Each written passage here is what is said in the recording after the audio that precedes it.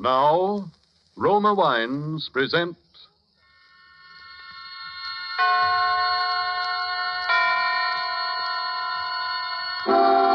Suspense.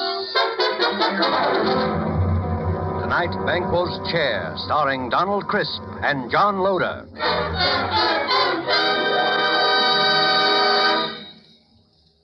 Suspense is presented for your enjoyment by Roma Wines. That's R-O-M-A, Roma Wines. Those excellent California wines that can add so much pleasantness to the way you live, to your happiness in entertaining guests, to your enjoyment of everyday meals. Yes, right now a glassful would be very pleasant, as Roma Wines bring you Suspense. This is the Man in Black, here to introduce this weekly half hour of Suspense. This evening, Roma Wines bring you as stars two distinguished gentlemen from the Hollywood sound stages, Donald Crisp and John Loder. Mr. Crisp and Mr. Loder are here to enact for us a strange and startling drama in which they, in the interests of justice, made use of an unusual method to wring a confession of guilt from a criminal. But before we raise the curtain on Rupert Croft Cook's story, Banquo's Chair, which is tonight's study in suspense, here is a message from your host. Let us picture a scene beneath a radiant Caribbean moon at the fashionable Hotel Nacional de Cuba in Havana. An American dinner guest has just raised his glass in a toast to Havana, its traditions, its beauty, the superb dinner, the wine. His Cuban host replies, "True, the traditions, the scenery, and the food you enjoy, they are Cuban. But the wine of which you speak so highly, that is of your country. It is the famed Roma wine, made in your own California." Yes, it may surprise you that California produces Roma wines of such uniformly superb quality that they are imported by many foreign countries. But millions of Americans do know and enjoy the excellence of Roma wines daily, with meals and when entertaining. These millions have made Roma America's largest selling wines. They know, too, that Roma wines are amazingly inexpensive, only pennies a glass, for wines of such distinguished character. That's because here in America you pay no high import duty, no expensive shipping charges for Roma, wines that combine age-old winemaking skill with modern testing and quality control. So ask for R-O-M-A, Roma wines, made in California for enjoyment throughout the world. And now with Banquo's Chair, and with the performances of Donald Crisp as Sir William Brent and John Loder as Arthur Grange, Sir William's friend who relates the story to us, we again hope to keep you in suspense.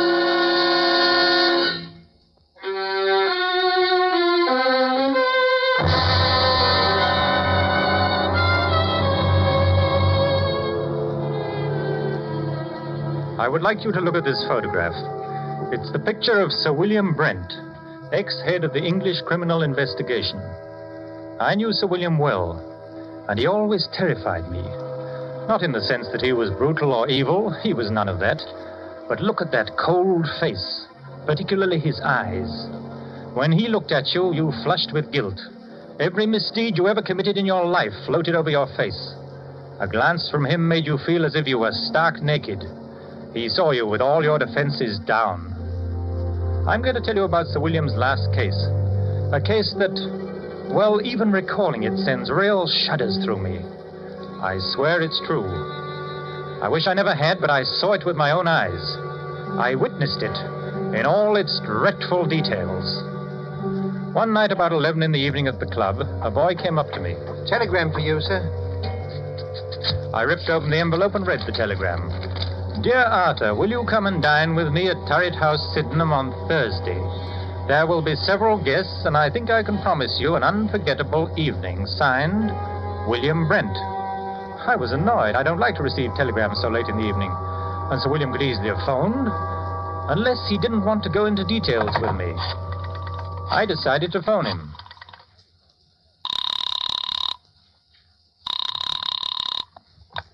Hello? Hello? This is Arthur Grange calling. Yes, I know. Did you receive my telegram? Yes, Sir William. What's all the mystery about? I'll tell you about that on Thursday. Are you coming? Yes, I'll be there. Very good. I particularly want you to be there. Oh, you sound so mysterious. I'm thinking of coming armed or bringing a couple of bodyguards. No, it wouldn't be necessary to bring bodyguards. But you had better come armed. Well armed. Yes, bring a revolver. Good night.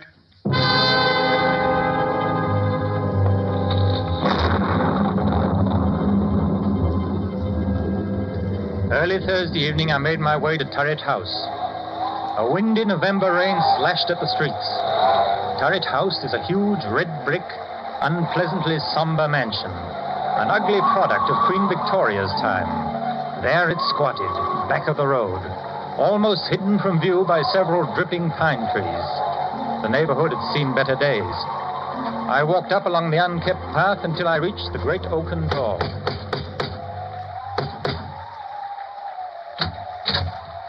Good evening, Mr. Grange. I was waiting for you. Hello, Lane. Nasty night, sir, isn't it? It's not much warmer in here. There's a fire in the dining room, sir. Good. Whatever made Sir William move into this drafty dungeon? Oh, we haven't moved in, sir. It's only temporary.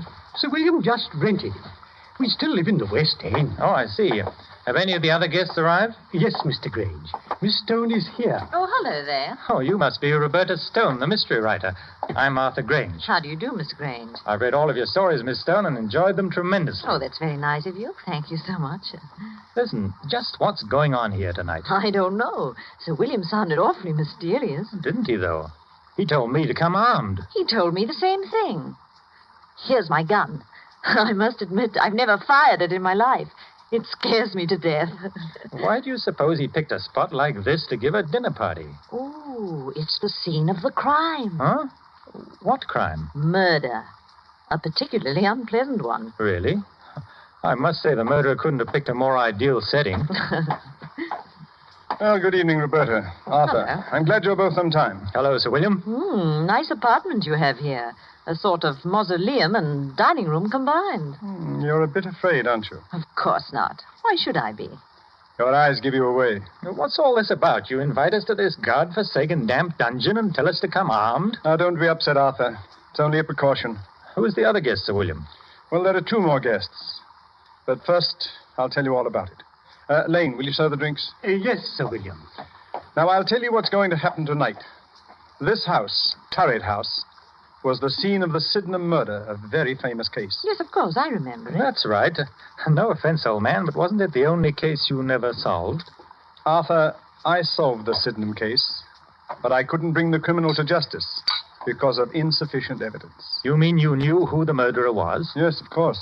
It was the nephew. The nephew? Then why in the world didn't you put him in... Because the nephew had an absolute and unimpeachable alibi. To have arrested him would have meant a waste of time and money.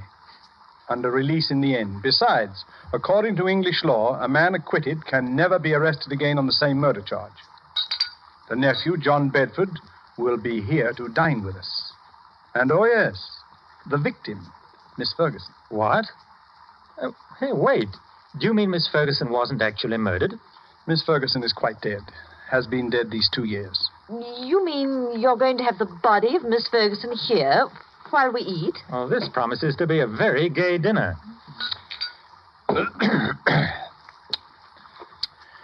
Now, see here. As you both know, I've never lost a case, except the Sydenham murder, which will be finished tonight. Now, I'm an egotist. I don't believe there's a criminal in all England that can outwit me. And as a matter of fact, I've resigned from the criminal investigation for the sole purpose of trapping Mr. John Bedford. You have an awful lot of patience. Infinite patience. I devoted 2 years to this case, and now that my moment of triumph has arrived, I wanted to have some witnesses. A writer who will record the event, and an admirer who will applaud with awe the cleverness of my scheme. If it's as gruesome as I think it is, I won't be here to watch it. Oh, I think you will. Horror has a way of fascinating and hypnotizing people. Besides, Arthur, you'd be ashamed to run out now? Oh, I'll stay, of course. So will I. Oh, good. Now, before I tell you my scheme, let me first acquaint you with the details of the murder. Well, exactly 2 years ago tonight, in this very house, Old Miss Ferguson.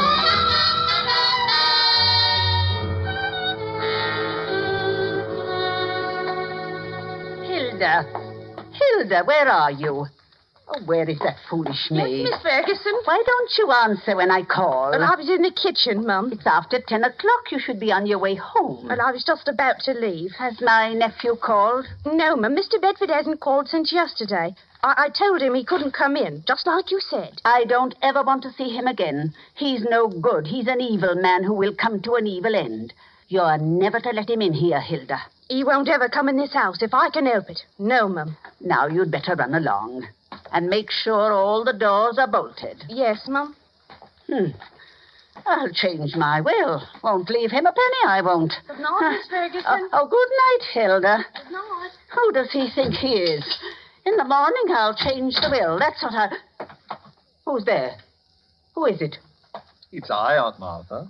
Your own affectionate nephew. What are you doing in my house? You're not at all pleased to see me. Your only living relative, too. I'd like you to leave at once, or I'll call the police. I'd rather not, Auntie. I want to have a talk with you. You don't want to talk to me. All you want is money. Yes, Auntie. I want money, and lots of it. You've got all the money you'll ever get out of me. You won't even get a penny after I die. I'll see to that. Perhaps you'll appreciate the value of money after you've worked for it. Why are you wearing gloves? I've made up my mind, Auntie. Oh, what are you doing? Keep away. You're an old woman, Auntie. All that money is no good for you. You can't ever use it. I'm young. Money means life to me, a rich and gay life. You're old, Auntie, and you're going to die soon anyway. No, it can't be. You're not going to do that. Yes, Auntie, I am. Oh. You don't want to live anyway, Auntie. You're lonely, sick, and old. I'm doing you a favor.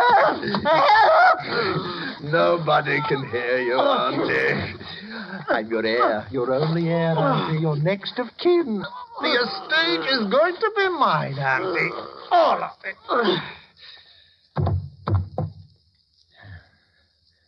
Now, don't you worry, Auntie. We'll have a fine funeral for you.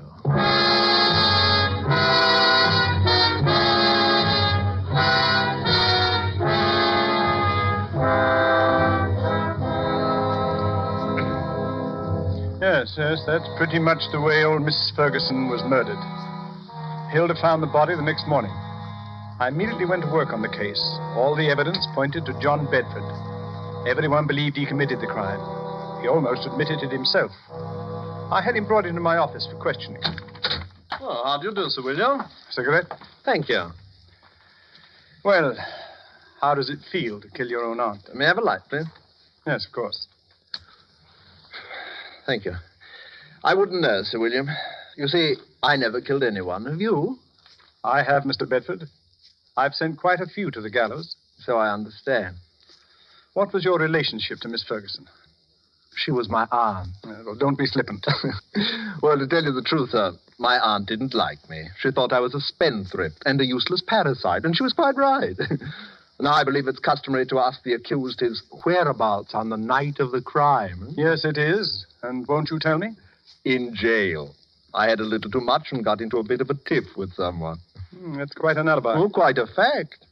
It was hardly possible for me to be in jail and kill my aunt at the same time. Unless, of course, my aunt came into my cell and allowed me to murder her, after which she walked back to Turret House as a ghost, dragging her body behind her. Hardly possible. Don't you think you ought to check my story? I already have.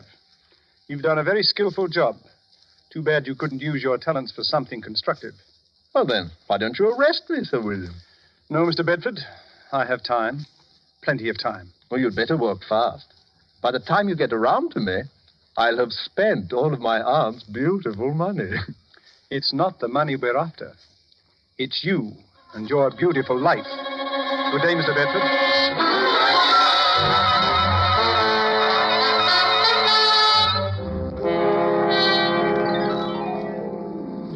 That's how matters stood.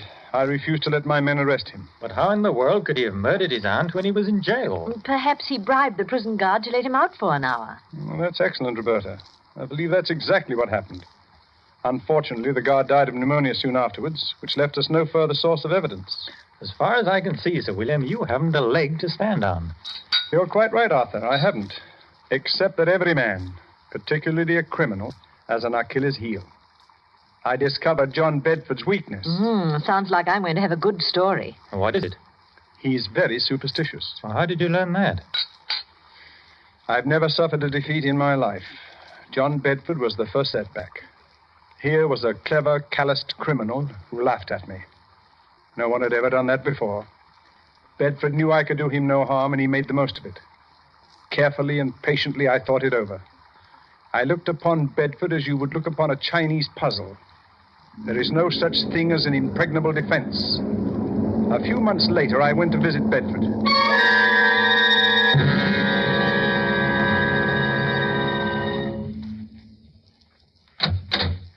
Oh, Sir William, what a surprise. Won't you come in, please?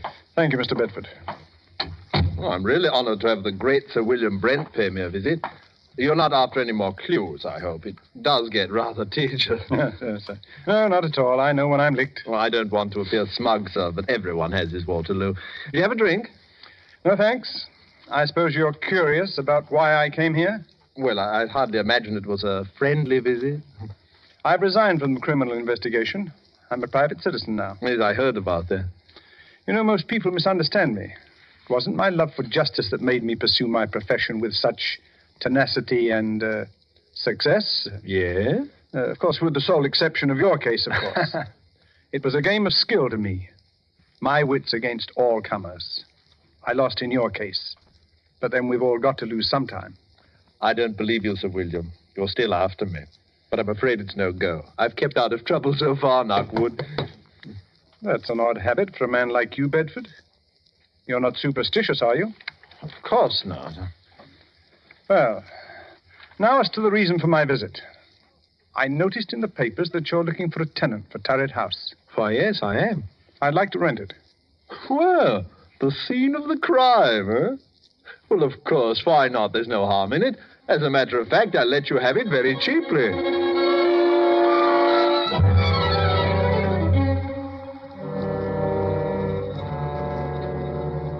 And that's how I rented this house. The house where the murder was committed. But what's your plan? It had better be a good one. Mr. Bedford sounds like a hard customer.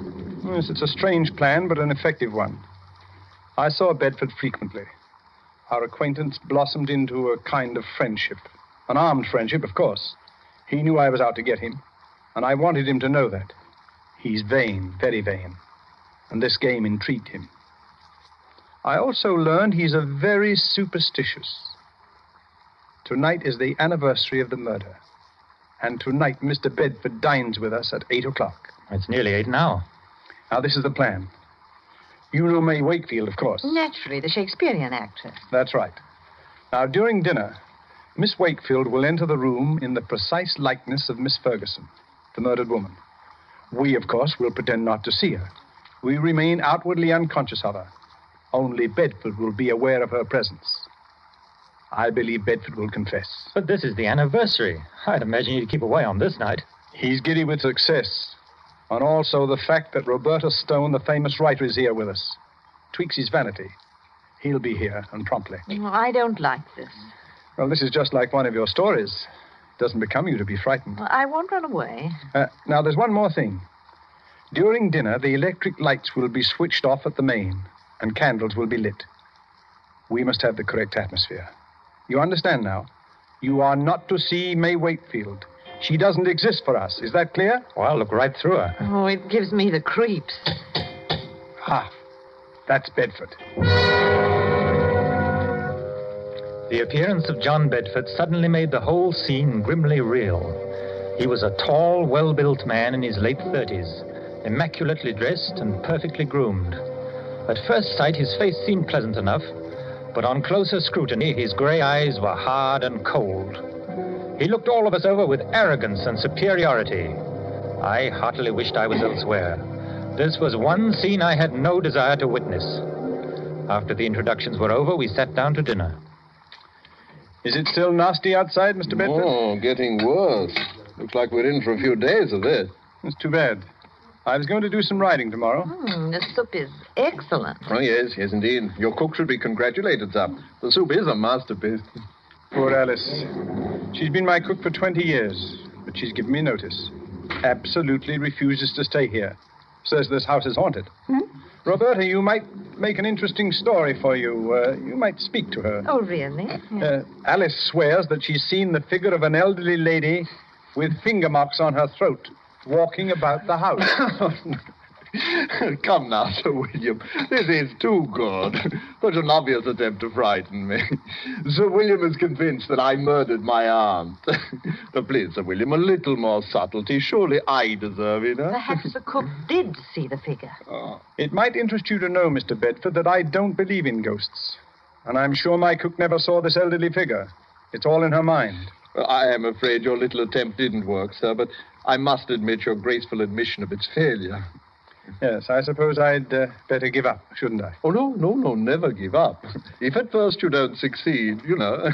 Do you live very far from here, Mr. Bedford? Thank you, Miss Stone. There's really no need to change the topic. I hope you find this game as amusing as I do. I'm sorry, Mr. Bedford, but this isn't my idea of pleasant dinner conversation. Well, we'll talk of pleasant things then, eh? I saw a very inciting play last night. Excuse me a moment. It's really fearfully hot in here. Do you mind if we get a little air, sir? Oh, I'm sorry. It is rather warm. Lane, open the windows, please. Yes, sir. What terrible weather. I don't know how we'll ever get home. Well, it's a bad month of the year. I had intended to go to the Riviera for the season, but you... Lane, what on earth is wrong with the lights? I don't know, sir. Well, don't stand there. Light the candles. We can't sit here in the darkness. And get the chauffeur. He knows something about the electric lights. I'll call the chauffeur right away, sir. Yes, I'm terribly sorry about this. We've had trouble with the wiring before. The chauffeur will have it fixed in a few minutes. Now, let's go on with our dinner. This is one of your tricks, Sir William. Have some more wine, Mr. Bedford. Thank you. It was a tense and terrible moment. I looked at Roberta. She was pale and frightened. Bedford, for all his poise, was uneasy. He didn't know whether Sir William was planning anything or whether this was really an accident. My heart was pounding away and my palms were wet with perspiration. Only Sir William appeared cool. There was not a trace of emotion in his face. Oh, Mr. Bedford, you were saying about visiting the Riviera. It's quite a change from England at this time of year. Well, I suppose I'll make the trip next month, but I... What's the matter, Mr. Bedford? Nothing at all. I wish we could have some lights. Rather difficult to see. Yes, I'm terribly sorry this had to happen just at dinner. Have a little more wine, Mr. Bedford. Oh, yes, thank you. The figure of a woman had entered the room. She had come in silently, like a ghost. We all saw her, but not one of us moved or made a sign of recognition. In the dim candlelight, she looked ghostly and unreal. Bedford looked at all of us to see if we had also seen the figure before his eyes. But we ate our dinner grimly. He looked again, then shook his head and gulped more wine. Don't any of you see anything? See what, Mr. Bedford? There's another one of your tricks. Can't any of you see her? What's got into you, Bedford? It's my aunt. My aunt. Your aunt's dead, Mr. Bedford. You're not seeing ghosts, I hope. Maybe I had to. She's coming toward me. Now, calm yourself. I've never seen you like this. There's no one else here. Do you see anyone, Roberta? No. No, Sir William. I don't either. Let me out of here. I can't make you out, Bedford. There's no one here.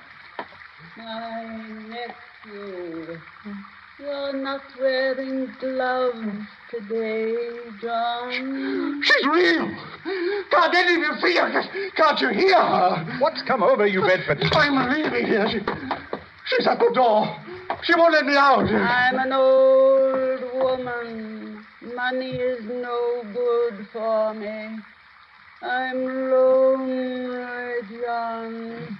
I'm lonely. Let me by, Aunt Martha, out of my way. There's no one in your way, Bedford. Please sit down. Get away from that door. I'll murder you again. You hear that, Mother? I'll murder you again, you old witch. I'll murder you again. Got him. All right. Switch on the lights. I'll murder you again. Officer Graham, arrest him. You heard the confession. Put the handcuffs on him. Oh, I've never seen anything so horrible. Let me out of here. Well, Bedford, it seems that I've finally caught up with you. I'll kill her again. I'll kill her again. That wasn't your aunt. It was Miss Wakefield, the actress. I'll kill her again. I'll kill her again. Take him away, Graham. He's in a state of shock. Well, then. Shall we continue with our dinner? I hope you're fully satisfied, Sir William. Quite. It's been a long job, but it has ended as I knew it would. I'm most grateful to you both for your help. I thought it was a pretty grim affair. I must say you know your job. May Wakefield certainly knew hers. That was the finest piece of acting I've ever seen. Yes. Her makeup was incredibly good. I must congratulate her. She's probably gone to her room. Oh, Elaine. Yes, sir. Please call Miss Wakefield. Miss Wakefield, sir? Yes, the lady who's been assisting us this evening. I haven't seen her, sir. But I look for her, sir. Yes, well, tell her to come down and join us. We have a fine dinner waiting for her. Oh, excuse me, sir, but this telegram came a little while ago. I didn't want to disturb you during dinner. Let me have it.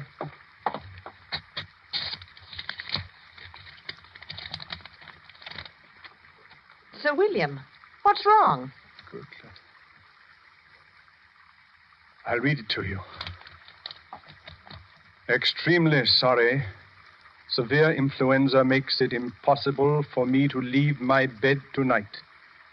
Will tomorrow night do? Signed, May Wakefield. Lord help us.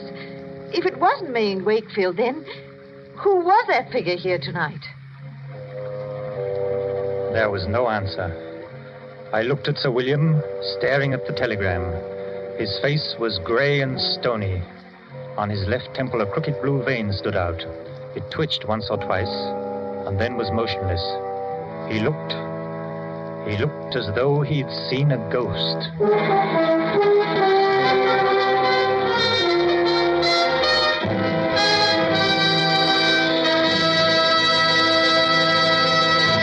And so closes Banquo's Chair, starring Donald Crisp and John Loder. Tonight's tale of Suspense. Suspense is produced and directed by William Spear. Have you discovered, as thousands have, how much Roma wines add to the enjoyment of your meals? How their superb flavor makes special occasion feasts out of everyday meals? Well, find out for yourself. Start off the meal with that delightful appetizer, Roma California Sherry. Then place on the table a well-chilled bottle of Roma California table wine, delicate Sauterne, hearty Burgundy, or tart, tasty claret. You'll be amazed at the tremendous difference Roma wine makes in the enjoyment of your foods. Now, don't overlook this easy, inexpensive way to add thrilling extra enjoyment to everyday living. Remember, Roma wines cost only pennies a glass. So take a tip from the millions who enjoy Roma wines at meals or when entertaining. Ask for R-O-M-A, Roma wines. America's largest selling wines. Made in California for enjoyment throughout the world. This is John Loder. There's no program that Mr. Crisp and I admire more than Suspense. And I know I speak for him as well as myself in saying how thoroughly we've enjoyed our appearance here this evening. Now, at the request of our government, I want to pass this information along on behalf of the Merchant Marine. 6 ships a day instead of 5 soon will be coming off the ways of our shipyards. The United States shipbuilding program is being increased rather than cut.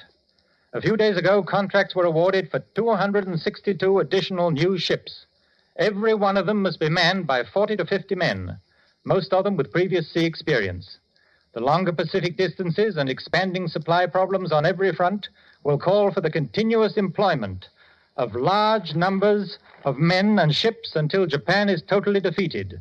The universal demand for a strong post-war merchant marine makes post-war opportunities in these jobs fully as great as in any American industry today. Next Thursday, same time, you will hear Mr. Charles Lawton as star of Suspense. Presented by the Roma Wine Company of Fresno, California. Roma Wines, R-O-M-A. Made in California for enjoyment throughout the world. This is CBS, the Columbia Broadcasting System.